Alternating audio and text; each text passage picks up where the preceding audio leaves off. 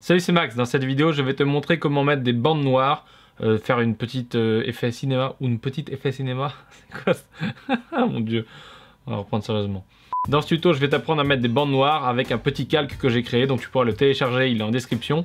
Et tu pourras mettre des bandes noires dans n'importe quel logiciel. Donc voilà comment mettre des bandes noires, du moins des fausses bandes noires. Et je vais t'expliquer pourquoi c'est des fausses bandes noires. Avant de commencer, il faut savoir pourquoi on met des bandes noires.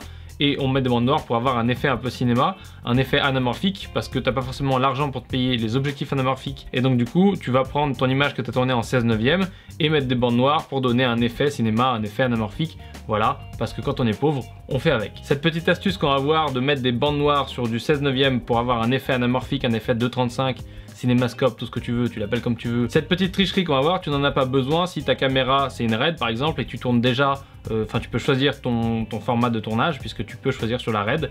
Tout simplement, il va prendre le capteur et il va capter les images que tu lui demandes, enfin les pixels que tu lui demandes de capter, de façon à respecter le format que tu souhaites avoir. Bref, nous on n'a pas l'argent, ni les objectifs, ni la caméra qui coûte très très cher, donc on va faire avec notre image, et notre image simplement c'est une image qui vient d'un DSLR de base, c'est l'image que tu trouves quasiment partout en 16/9 parce que quasiment tout te produit de l'image en 16/9.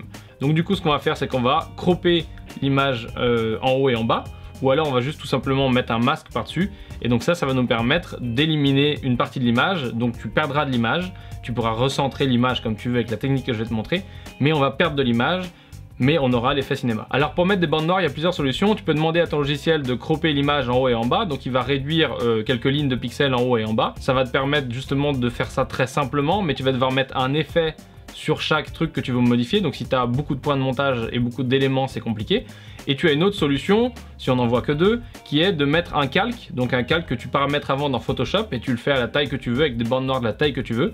Et donc ce calque, après tu le mets sur toute ta timeline, donc ça va faire un petit peu plus de calcul au moment de l'export, mais ça te permet d'avoir des bandes noires que tu poses, que tu actives une fois, et après quand tu exportes, elles seront là partout et tu n'as pas à faire un effet sur chaque truc. Et donc du coup, pour que tu vois, on va faire ça tout de suite dans DaVinci. On est dans DaVinci, dans ma timeline j'ai une image de base, rien de spécial, et dans le Media Pool j'ai mon fichier masque, donc si je double-clique, ça affiche rien puisque c'est que du noir. Je te passe les détails de comment importer ce fichier une fois que tu l'as téléchargé en cliquant sur le lien dans cette vidéo, puisque tu fais juste un clic droit import dans le Media Pool, et du coup je te montre directement comment on l'intègre dans la timeline pour pouvoir avoir tes barres noires. Donc pour mettre les barres noires, on fait clic droit, on ajoute une piste, on prend notre fichier ici, on le déplace là, on peut le mettre tout au bout, et donc là on a les barres noires. On fait play. Bon, ça lag un peu, mais tu peux voir que là on a les barres noires, ça marche très très bien. Elles sont en place, elles sont noires, elles sont là, elles sont présentes. Ce sont des barres noires, il n'y a rien d'extrêmement magique ni compliqué. Voilà, faut juste les mettre la piste la plus haute parce que sinon tout ce qu'il y a au-dessus ça va apparaître. Nous ce qu'on va juste voir c'est comment repositionner ton image, parce que du coup comme on a de la marge en haut et en bas, on va voir comment repositionner l'image pour avoir le meilleur espace. Tout simplement on va aller cliquer sur l'image, on va ouvrir l'inspecteur, et donc là dans position on clique sur Y et on peut déplacer pour choisir le cadre qu'on veut. Donc voilà, ça paraît pas mal. Deuxième solution, tu peux aussi cliquer ici pour afficher les petits contrôles, et donc là tu peux faire ton zoom comme ça et déplacer l'image et faire tout ce qui te plaît. Donc voilà comment mettre des bandes noires sur tes images. Ça marche dans tous les logiciels comme je l'ai dit, donc dans DaVinci, dans Premiere, dans Avid, dans ce que tu veux. Faut juste que le logiciel il accepte les points PNG, puisque l'image que tu vas télécharger en description elle est en point PNG. Donc s'il n'accepte pas les points PNG, tu peux le faire avec une autre méthode. Par exemple, tu peux utiliser des bouts de solide, télécharger un autre masque, ou alors rogner l'image en haut et en bas. Voilà. Avant de finir, dernière chose, puisqu'on m'a posé la question en live, comment faire pour animer les bandes noires? Donc comme ça, on passe d'une vidéo sans bande noire à une vidéo avec bande noire.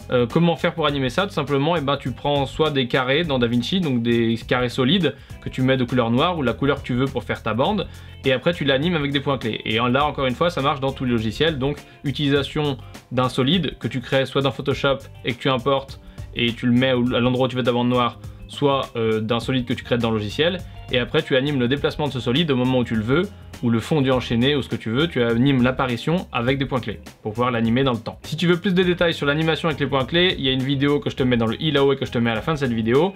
Et sinon, je te dis merci d'avoir regardé cette vidéo. Si tu as des questions, tu peux les poser en commentaire, et à plus tard.